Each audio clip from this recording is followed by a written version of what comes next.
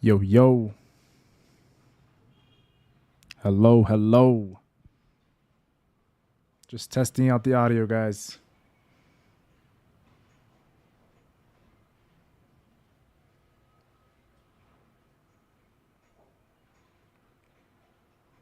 Just testing out the audio. Hello, hello. Just testing out the audio, guys. Okay, everything seems good right now. Just rewatching it on my phone.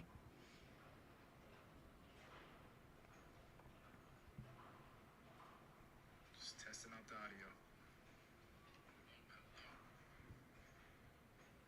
Just yeah. Okay, everything seems good right now. Just rewatching it on my phone. Okay, yeah, it seems good. Yeah, guys, we live streaming again. I can't lie to you, it's been a long time. I already see Lasagna in the chat. Shout out to Andrew Miller. But yeah, everyone, just make sure the audio sounds good because I'm about to go on a crazy, not really a rant, but I'll be talking a lot about, like rambling a lot about the latest chapter, chapter 1110. I'm not gonna lie to you, One Piece is going crazy. This chapter was insane. Like, how to say this? It feels like Oda is in the end game. I know he said Final Saga after Wano ended, but now it actually feels like he's in the end game. And obviously, we saw the recent news of course, Akira Toriyama and Dragon Ball, like, and how he's now like not on Earth with us. So definitely got to say, like, it's like you look at Akira Toriyama and Oda's inspiration with that, and then now Oda's doing these final endgame stuff. We know Dragon Ball, yeah, it's Dragon Ball Super and everything, but Dragon Ball itself was completed after the Majin Buu saga. So yeah, I see the chat. Oh, I see a lot of people in the chat actually. Okay, a lot of people talking. People are saying, "Where do you read it?" Okay, guys, I read it on a website.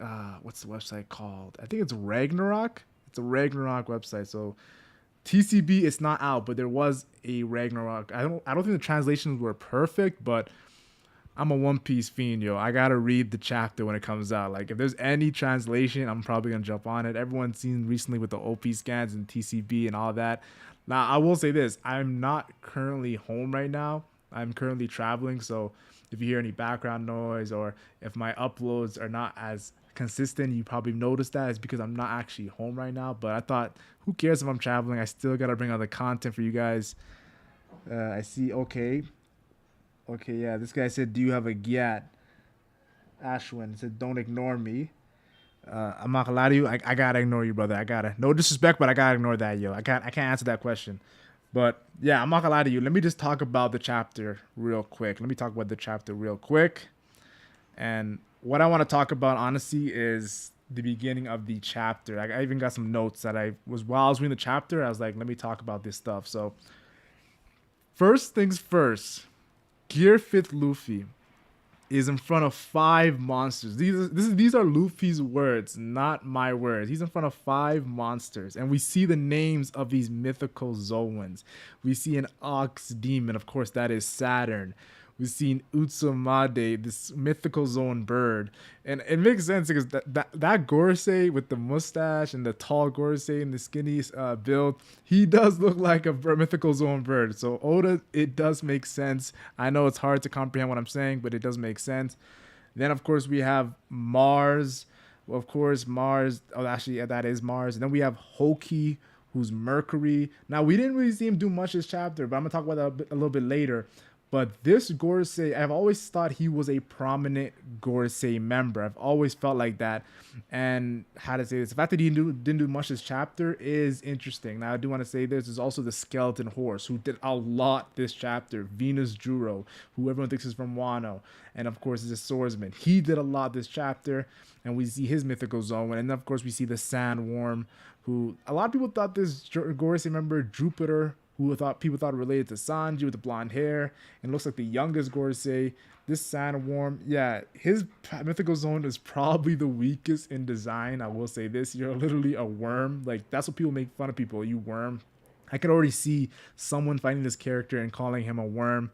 So I gotta say that real quick. But it was an amazing spread with Luffy looking at the Gorosei actual designs. Unlike Sabo, who's looking at the silhouettes, but Sabo did have Imu there as well, so it's completely different. And we probably get that reveal of Sabo actually looking at the Gorosei members in a flashback. It will be cool. Now I do want to say this. Let's discuss the power scaling. And I know a lot of people be like, how can you power scale the Gorosei when we've seen nothing so far? Well, I'll tell you guys this, guys. In this chapter, there was a couple of, not like crazy hints, but things people can look at and deep it and make it something bigger than it actually was. Now, the first thing I want to talk about is how Oda actually ordered the Gorosei. He started with Saturn at number 5, went to 4 when it comes to Mars, I believe, then went to Mercury, Venus, Juro, and then of course I think it was Sandworm. Now I don't think that's the power scaling, honestly, because I don't think Sandworm is the strongest, or Jupiter. I don't think he's the strongest Gorosei. So I'm not gonna like pretty much. I'm not gonna respect that whole power scaling how people are looking at it. Now I do want to say this. Lucci did say that to lose to Zoro in this chapter. Don't you want to check out where that insane haki is coming from? And Zoro says it's the middle of the island. Now, that just shows that the Gorosei are crazy haki users. Because a lot of people thought they were just using hacks, like Saturn being able to recover, Saturn being able to one-shot people. People thought they were just using hacks. But now with Lucci confirming that these guys have immense haki, and we always thought that when everyone was reacting, like Kizaru, Jinbei, Lucci, Zoro, and Luffy all reacted to when Saturn initially arrived. But now Lucci saying it himself just shows that these Gorosei members are not weak. A lot of people think the Goroseis are carried by their delve roots. Now this confirmed that they're monster haki users. And we should all knew this when Saturn was literally taking hits from Luffy and coming back. Yes, he recovered, but he still is coming back and attacking guys. So we should have all knew this. And I will say this, a lot of people look at the whole Kuma punch and they deep that and everything like there, or Sanji blocking Saturn's attack. I'm telling you guys right now, these Goroseis are no joke. They're literally protecting Imu. Like, and the fact that they all pulled up, they are not playing around in this Egghead Island incident. I have to keep it real, guys. Now, I will say this. There is a lot of people looking at the whole, if you want a power scale, look at how they're actually set up. It was Saturn in the middle, Venus, Juro's on the left, Mercury on the right, and then of course we have on the sides, we have Mars and Jupiter. Now I've always felt like this is more of a natural power scheme for the Gorosei. I thought Venus, Juro, Saturn, and Mercury, I thought these three were probably, is going to be one of these three as the strongest Gorosei. And last year I made a whole video on how I believe Saturn could be the strongest. People were like, how do you think Saturn's the strongest? He was the first one revealed. It's just something about how Saturn pulled up to Egghead Island. It made me think he was the strongest. And the fact that he summoned all the other Gorosei to this moment, like honestly, I wouldn't be surprised if Saturn is the strongest. Now, that is my opinion so far of what we've seen. What do I think about Luffy going against this Gorosei? Well, we thought it was going to be Luffy versus Gorosei, but it wasn't. Every Gorosei was doing something different in this chapter. We've seen it. And so, will we see Luffy versus all the Gorosei? Probably not, honestly. That doesn't make sense for all these powerful characters. 5 immense powerful characters to go up against Luffy. Yes, Luffy is Gear 5th, Joy Boy, Awaken, incredibly powerful. And you have to understand, people are forgetting, Kizaru is still awake, yo. Kizaru is still looming there. So there's 6 monumental, powerful characters. After chapter 1110, there's 6 monumental, powerful characters that are ops to, of course, the main characters in the Straw Hat Pirates. So is Zoro, Sanji, Jinbei, like, is that enough? Will we need Kizaru to become on our side? Like, there's so many questions. The Giants are even here. Like, we had appearances from the Blackbeard Pirates and Von Argon, Katarina, and Devon, and then they left. Now, truly, if I'm being completely real, I do think there's going to be another person coming. I know the whole Monkey D. Dragon coming is like the most like theory that's been dropping in Egghead Island, but for some reason I think Dragon has to come with the whole revolutionary ties, of course. Now people are saying the way he's waiting for the God Knights and Figure and Garland before he even deals with the Gorosei or Imu. But at the end of the day, I'm a big Dragon fan, so I wouldn't be surprised if he comes, because the whole like they set it up in the beginning with Vegapunk talking to Dragon saying I'm about to die, and Vegapunk's message. Like, Vegapunk's message is actually more important than the Gorosei pulling up. I'm telling you guys right now. Like, we see in the background as the Gorosei pull up and the merger was the room is empty. That message is more important. So I thought I would get that first in this live stream, I have to get that first out of the way. But now let me check out the comments in the chat and see what everyone's saying in the chat right now so far. Okay. Uh, Everyone say, how you doing today? No break next week. Yeah, I'm not gonna lie to you, Michael. No break next week is a W. Honestly, Sandy Worm, that's a good one. Will I eat KFC in this stream or not? I'm gonna be honest with you, I ain't touching no KFC. So definitely ain't gonna touch any of that.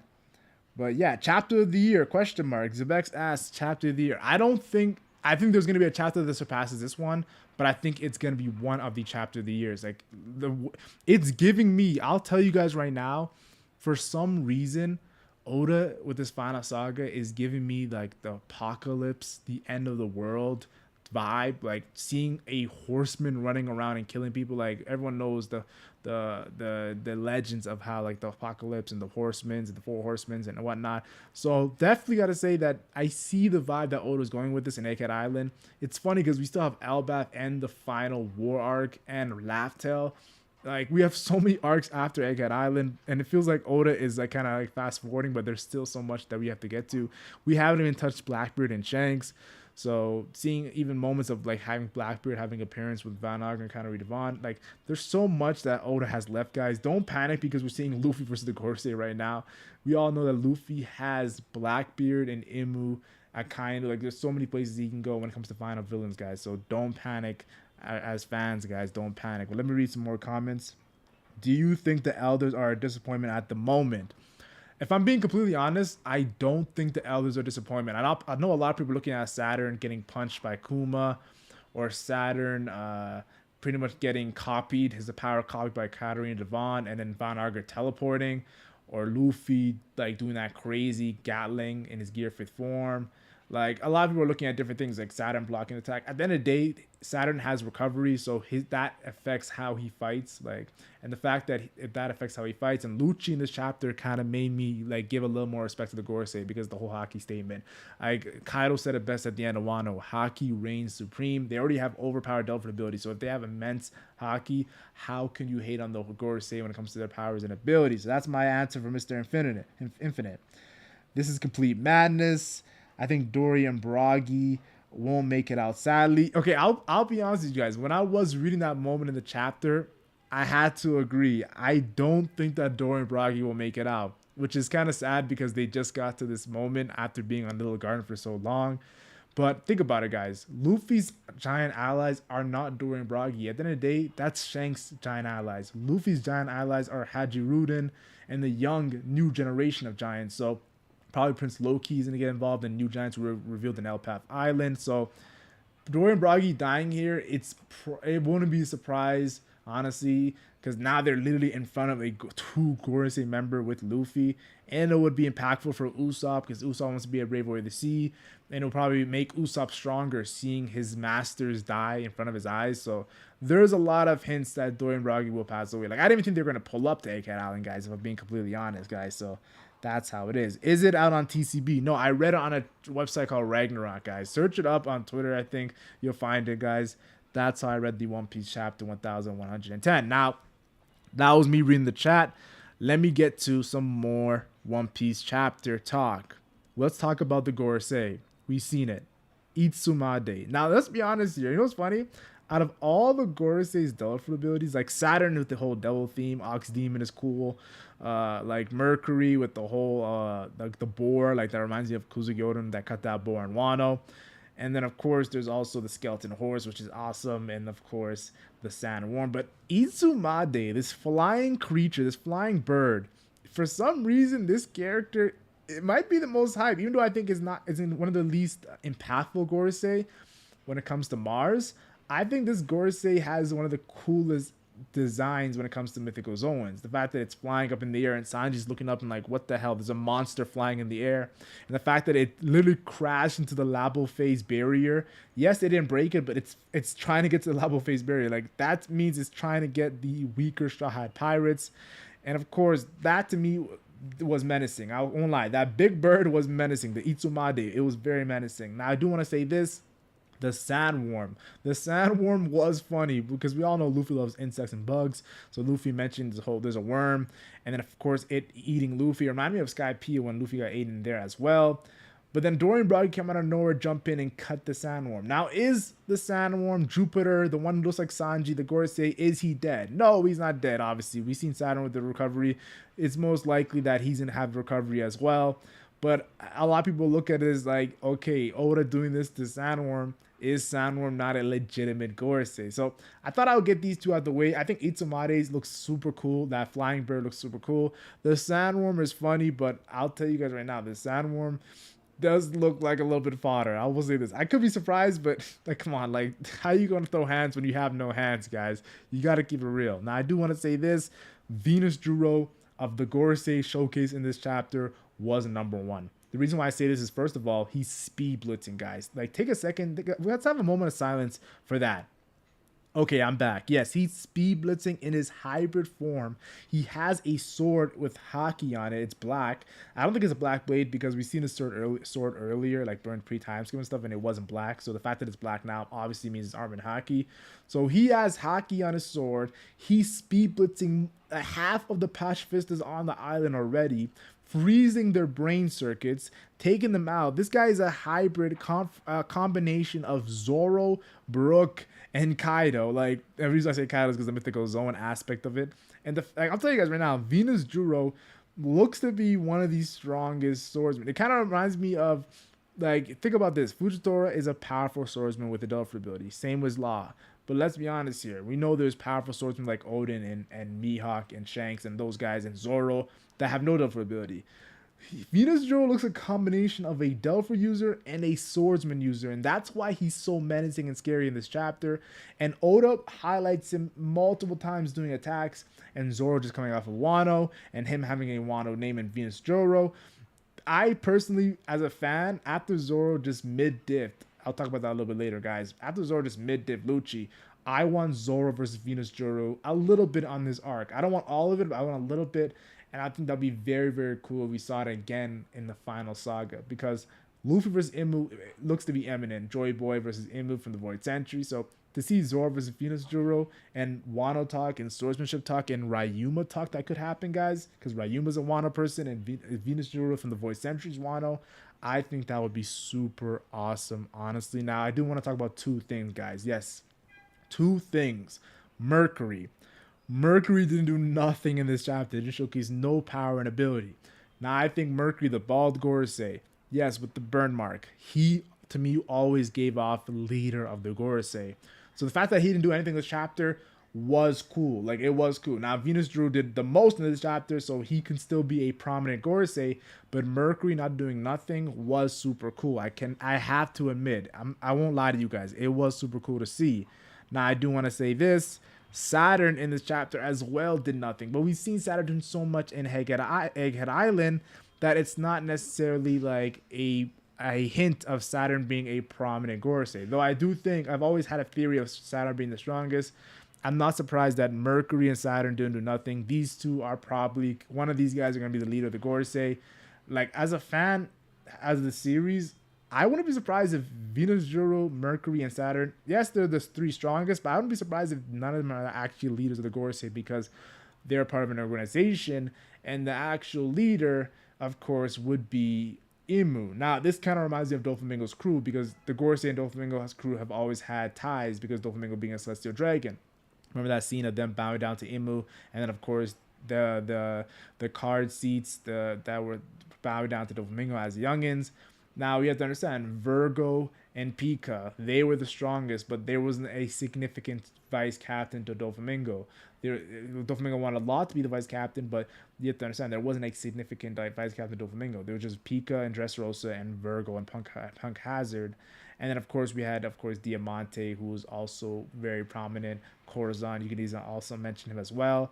But all I'm saying this is to say, in Treble too as well. Treble, if anything, Treble could have been the vice captain because he survived the longest and fought Law and of course was the one who actually nurtured Doflamingo into the monster he is today. So definitely want to say there's a lot of Doflamingo ties to this. So there might not be no leader like Venus, Juro, Mercury, and Saturn. All three of them could be a significant Gorosei member, just in different ways.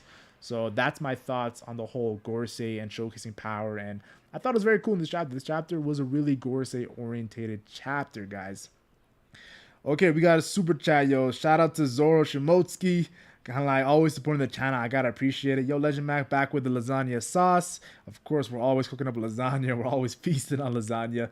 Yo, I remember when you shot me on that Fuji sword eating the devil fruit. Day one supporter. Yeah, that was a long time ago. I mean, you have to understand, I'm not a new One Piece YouTuber. I've been making videos for years, almost 8 to 9 years on One Piece. So definitely, I'm not gonna lie. Shouts to day one supporters because there was back in the days making videos.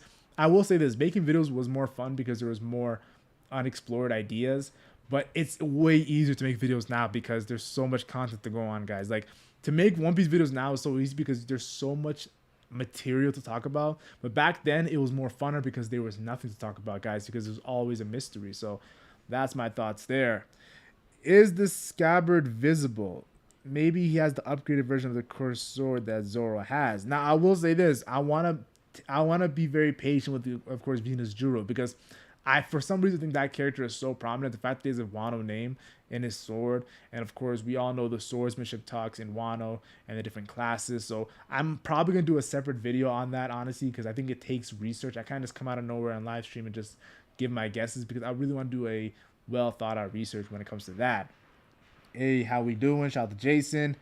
We have the Alaskan bullworm now. Yeah, that was pretty funny, guys. We actually have the Alaskan bullworm in One Piece, guys. Honestly, One Piece has always had the craziest designs and the craziest characters and the craziest things. So definitely want to say chapter 1110 did not disappoint. Now, the final thing I want to talk about before I actually answer questions in the chat and just stick around and talk about One Piece, this is the final thing I want to talk about, guys. And let's see you guys understand what I want to talk about. The big thing I want to talk about, of course, is Luffy, of course, not like, you have to understand. Zoro, like Lucci, not really Luffy. Let me say that again. The final thing I actually want to talk about is Lucci getting knocked out by Zoro. And let's be honest here.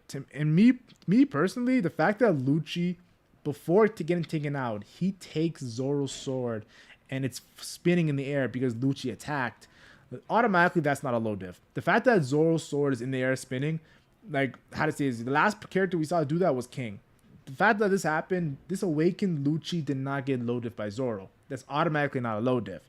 In my mind, you have to respect Zoro's full power. To say that Lucci's able to take Zoro's sword out of his hand and Zoro would just allow it. No. Zoro's a very powerful character. He doesn't allow anybody just to get his sword out of his hand. So the fact that Lucci did it, and the last one they did it was King, which was a high diff fight for Zoro, and now we're seeing Lucci, I automatically think this is a mid diff fight. Now I do want to say this: Sanji wants Jinbei. In this chapter, it was cool because Sanji wants Jinbei to take care of Lucci and is just dissing Zoro and says Zoro's playing around. So it's like Sanji has belief that Zoro is incredibly powerful, but also thinks Zoro is messing around and like is not really thinking about the lives of the weaker characters on the Straw Hat Pirates.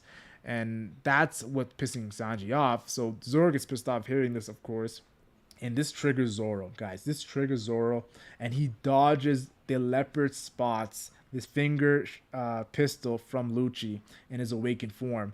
And not just dodges it, then does a 3-sword style, gets his sword back, does a 3-sword style leopard hunter attack on Lucci, which was awesome to see. But people are like, yo, there's no advanced Conqueror's Haki on this, there's no Conqueror's Haki coding. There's obvious Conqueror's Haki coding because there was obvious Conqueror's Haki coding early on when we saw out on his third sword early on in the early chapters. And now we're seeing the Black Lightning, not in the panel he just defeated Lucci in, but the after effect too when Jinbei was talking. So Zoro obviously used Conqueror's Haki coding. He's going to use it against characters with awakening CP0 techniques and phenoms like Lucci, guys. So it was a mid diff. It wasn't a high diff, but still, guys, you have to understand Zoro is still using some of his stronger techniques. Yes, he didn't go bandana. In my opinion, bandana Zoro is automatically high diff. If Zoro puts that bandana on, you gotta get respect for that. That's high diff. Okay, I'm kidding, guys. It's not automatically high diff because we've seen Fishman Island. He put the bandana on, of course, and like low diff someone. But I thought if he put the bandana on against Lucci, that would have been more respect to Lucci's loss. Now you have to understand, Lucci. Like people gotta understand, he's not 100%, yo. Like Gearfifth was literally punching this guy, punching this guy almost into unconsciousness. That's Luffy, a Yonko fighting Lucci in his awakened form and almost destroying him. And Luffy wasn't even using advanced Conqueror's Haki. So the fact that we have characters like Zoro fighting right after, I'm not saying Zoro was fighting weakened Lucci. I think Lucci wasn't that weakened because he had time to rest and come back. But I do want to say this, Lucci, you have to respect it. He went up against a Yonko, and then he got mid-diff by a Yonko's vice captain. Now, I will say this, how to say this, I don't think Lucci is like out for like a day or 2 days. I think Lucci could get back up because he's an awakened Zoan. He could get back up relatively soon, so be on the lookout for that. But finally, it's 6 months, yo. Finally, Zoro has defeated Lucci. Now, I will say this, Lucci, in my opinion, he's not king. After seeing this fight, he's not king, guys. He's not the Lunarian king. He's not Katakuri. He's not on that level. But he's close, guys. He's very close because of when he's going up against a Yonko and Luffy. And now he's fighting the vice captain to a Yonko and Zoro. And Zoro is not he's a Conqueror's Haki coded vice captain to a Yonko. In my opinion, Zoro is stronger than Katakuri and King, one of the strongest vice captains to a Yonko. So Zoro is not he's a unique vice captain to a Yonko because of that Conqueror's Haki coding, able to scar Kaido with his Ashura. Like, you have to understand that. So I will say this, if I'm talking about Zoro right now, am I disappointed of what happened? No, I'm not disappointed what happened with Zoro taking so long to defeat Lucci. If anything, I've always thought Zoro was going to defeat Lucci. I think Oda actually handled it perfectly. Not making it super easy, but also kind of making it super easy because, let's be honest, at the end of the day, Zoro is that guy. So that's my thoughts on the whole Zoro and Lucci stuff. But yeah, the 3 things I want to talk about in this chapter. Gear 5th Luffy going up against the Gorosei and how they're structured. The Gorosei's powers and discussing that. And of course, Zoro versus Lucci. Now, those are the main 3 things I wanted to talk about in this chapter. Now, I'll read some chats right now in the stream right now. Let me read some stuff right now. I still remember my Koina's crocodile you made for me. Day 1 fan. Yeah, shout out to Andrew, bro. I can't lie to you. The Koina, I am done making Koina videos, guys. Yo, Koina, I am done, bro. Like, I am done. I used to watch your theories on lockdown. Good to see you again. Yo, shout out to Luffy husband. Yeah, I'm not glad to you back in lockdown. I'm not glad. I have many errors in the One Piece. Like, I have many errors during the One Piece community where I was very active. Like, honestly, I've been active. I've been making videos on One Piece for 9 years, since 2015. LegendMac, this channel, 2016 is when I actually took off and started getting some like traction. But in the last 8 years, I've been on and off. And my consistency has not been the best. So 2024, I really want to change that. Right now, I'm traveling right now. I'm not even home, but I want to start making streams when the chapters come out. If the chapter comes out, I'm gonna stream. I'm gonna talk about the chapter. And it's gonna be 2 birds, 1 stone because I can just do like long discussions on things I want to talk about in the chapter. And then after the chapter, I can still like edit and structure nice discussion videos for you guys that take more time. I never talk about this, how long it takes to make a One Piece video, but it takes a lot of time. It's a lot of times it's getting the ideas and the evidence. And then, of course, not recording. Recording is easy, but it's also editing. Like, I have to edit it. Like, there's some videos I don't edit. Like, if I go to my channel right now, guys, if I'm being honest, the video I didn't edit was the man who saw Joy Boy and Elvaf reveals more shocking details. That has 50,000 views. It was a really successful video on my channel. It was 2 months ago. I had someone edit that video. Now, the goal for me for this channel is to get my editor to edit most of my videos.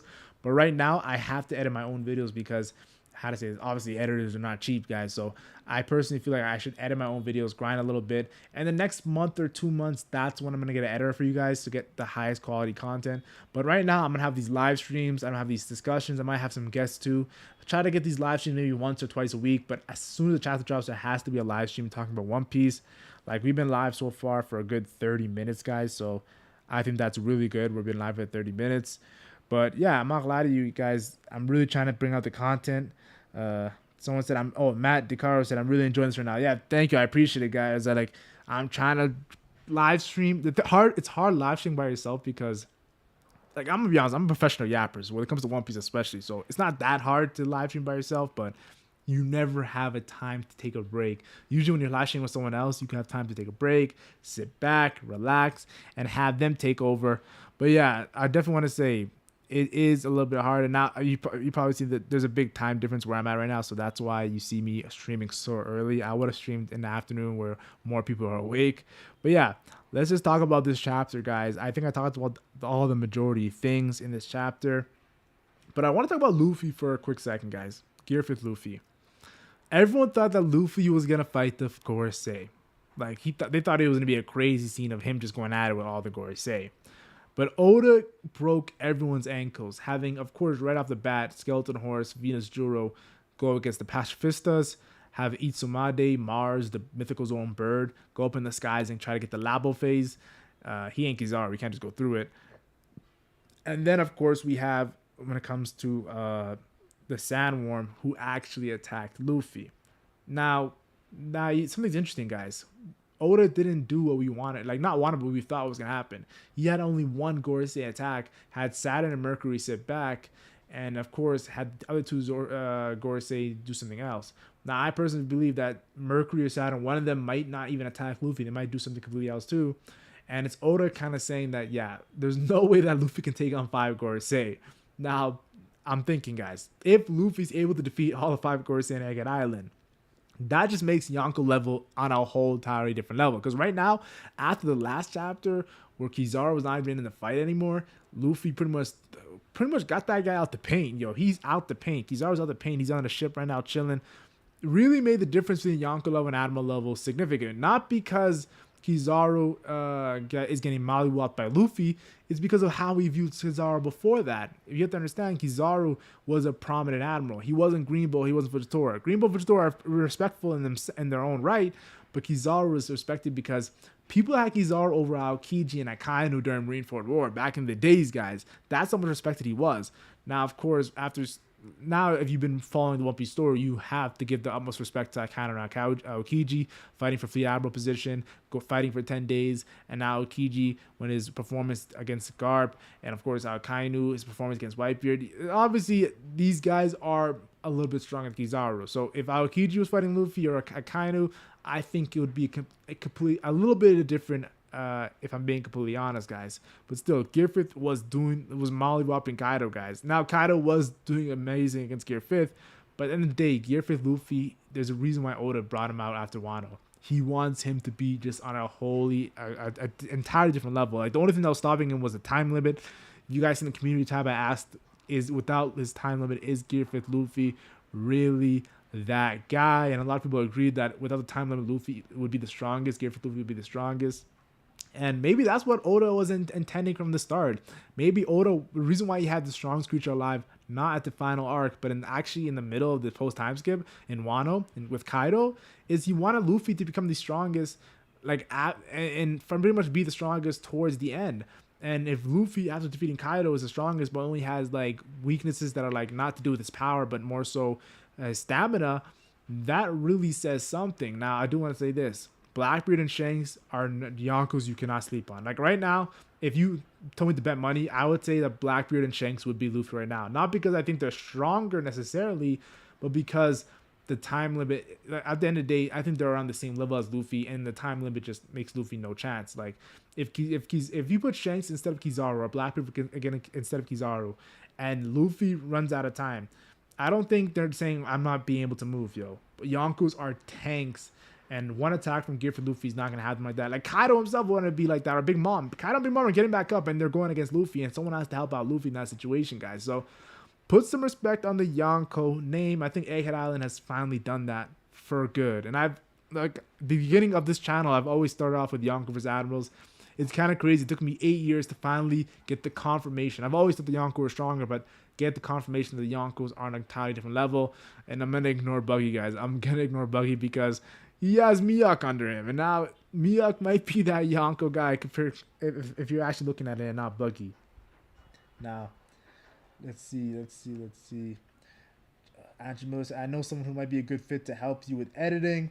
when you're ready for that. Is there a way anyone can reach out to apply to edit for you? Yeah, I'm not gonna lie to you. How to say is like, you can go reach out to me on Twitter, guys. I'm on Twitter. I'm not tweeting too much, but I'm on Twitter, guys. Did Sanji stocks went down after running away from Kizaru, and Zoro stocks went up in this chapter? Legend Mac. Well, okay, if you want to look at it like this, Sanji stocks, we're used to Sanji having some controversial moments. Like in Punk Hazard, who would have thought that in Punk Hazard, Sanji broke his leg against Virgo? Not broke, but his bones cracked against Virgo's armored haki, who was known for his full body armored haki.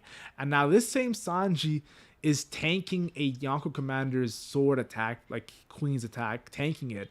And then of course blocking a Admiral's laser beam, which is like is not even like understandable with physics when it comes to that. So Sanji, I feel like Oda does make Sanji have moments like the Homingo versus Sanji, but then it makes it sweeter because we see moments of Sanji progressing and getting stronger and stronger. Like, Sanji's progression has been insane.